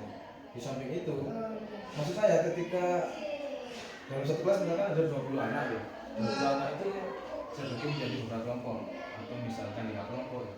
Jadi yang pintar itu mau saya sebar ke kelompok 1, kelompok 2, kelompok 3, kelompok 4 dan kelompok 5. Dengan harapan dengan adanya tutor itu, jadi mereka itu belajarnya lebih leluasa, tidak ada canggungan tidak ada. Kalau sama gurunya anak-anak itu kadang malu, Pak ini suruh baca ini malu, tapi ketika sama temennya itu mungkin bisa lebih. Nah, yang saya bagi kelompoknya ya secara itu dan gitu ada yang pandai, ada yang kurang pandai, ya ada yang biasa. Tapi di situ juga saya juga pernah mencoba, yang aktif juga pasti yang pintar itu. Jadi ini harus mencari yang seperti apa lagi gitu. Sampai bingung ya, maksudnya kita sebagai guru harus cari reflektif solusi biar anak tidak jenuh dengan belajar. Jadi Pak Mark ini sudah pernah menerapkan tutor sebaya. Pernah, tapi ya sih belum maksimal juga. Tetap Kira-kira ada usia yang akan Bapak lakukan supaya nanti tidak jadi motivasi belajar mereka itu meningkat gitu Pak, dan yang aktif juga lebih banyak. Ada lagi Pak? Selain tutor sebaya, saya juga kepikiran itu mencoba pembelajaran yang berdiferensiasi. Saya pengen coba itu. Nah, kan setiap anak di dalam kelas tidak sama, Bu. Ada yang tipe belajarnya, ada yang audio, ada yang visual, ada yang kinestetik. Nah, maunya saya itu saya kelompokkan dulu. Ini belajar yang dengan audio visual, ini belajar yang visual, ini belajar yang kinestetik. Jika anak-anak ketika misal ada materi tentang hari kiamat, saya ceramah, anak-anaknya dia mau ngomong berceramah gitu. Tapi kalau saya tampilkan video tentang ilustrasi hari kiamat, anak-anak lebih yang hari kiamat itu gambarnya begini. Karena saya begitu, dengan ada yang berpusat pada minat dan bakat siswa sendiri. Jadi anak belajarnya anak oh ya Pak, saya belajarnya sekarang dengan video, bukan anak belajar. Saya belajar lebih nyaman dan lebih senang dengan mendengarkan ceramah atau mendengarkan video yang sudah ada dari ilustrasinya itu nanti. Sehingga berpusat pada minat dan bakat anak-anak. Mungkin dengan itu semoga aja ada perubahan yang sebelumnya dari metode ceramah atau sebaya, kemudian saya sebar anak-anak yang kurang anak-anak yang pandai itu saya coba aja. Ya mungkin dengan cara nanti berdiferensiasi itu semoga ada solusi yang memudahkan anak untuk memahami apa yang saya sampaikan, sehingga berpusat pada murid yang betul-betul aktif. Dan saya hanya sebagai fasilitator saja. Luar biasa Pak. Jadi rencananya Pak Mark mau menerapkan pembelajaran berdiferensiasi yang saya kelompokkan dulu audio mana yang visual berdasarkan gaya belajar.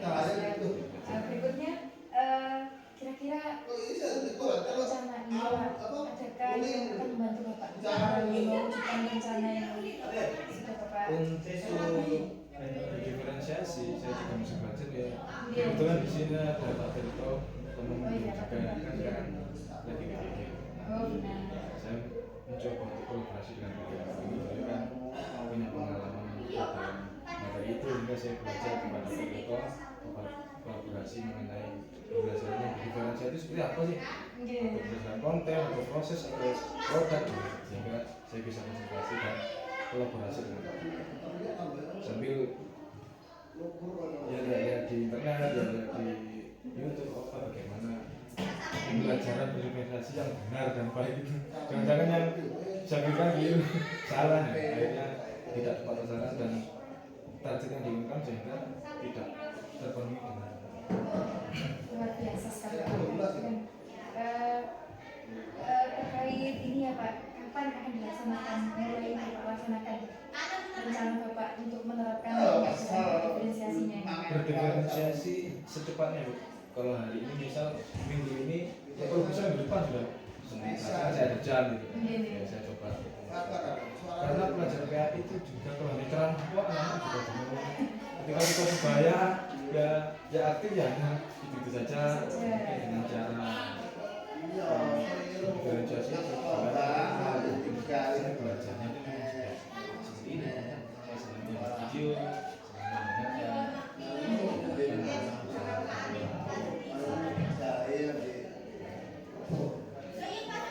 Berarti dari percakapan kita tadi ya Pak, apa yang bisa merekomendasikan di percakapan pasca observasi? Yang bisa saya simpulkan, yang pertama sebagai guru memang kita harus selalu memperbaiki diri. Kalau saya belum, karena ketika kita menggunakan cara A itu diharapkan sudah maksimal, ternyata enggak gitu. Sehingga kita harus menggunakan cara yang kedua lagi. Itu kalau saya. Kemudian jika cara kedua lagi kurang maksimal, kita harus mikir lagi cara yang ketiga sehingga dalam satu semester itu anak-anak biar tidak bosan dan materinya biar membekas ke belakang. Jadi saya sebagai guru mencoba untuk mencari solusi sehingga tepat sasaran. Sehingga anak-anak kita belajar